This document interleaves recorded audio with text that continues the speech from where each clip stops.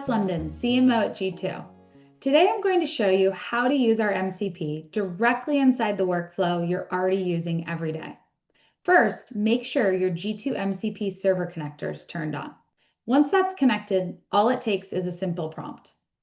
I'm a growth marketer at G2. Use the G2 MCP to access our buyer intent data for G2 marketing solutions and give me a list of our engaged accounts, sorted by accounts that viewed competitor profiles.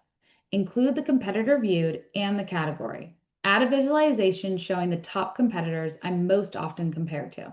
This matters because competitor signals are your highest urgency trigger. The MCP lets you act on them without ever breaking your flow. Those comparison signals already live in G2. The MCP just keeps you in one place to see the signal, decide what to do next, and move on without ever switching tabs or losing context. No logger logging into a dashboard, no downloading a CSV. You just ask for what you need in plain language, and the MCP pulls your live G2 buyer intent data straight into the conversation. You can see it happening in real time right now. No login, no manual export, just data flowing directly into the workflow. Visualizations included, so you can move straight into action and go-to-market strategy without leaving the conversation. That's the power of G2 MCP.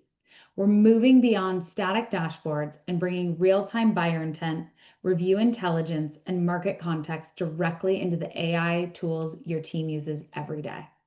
When your AI workflows are grounded and verified by your voice, you don't just participate in the modern buy-in cycle, you truly lead it.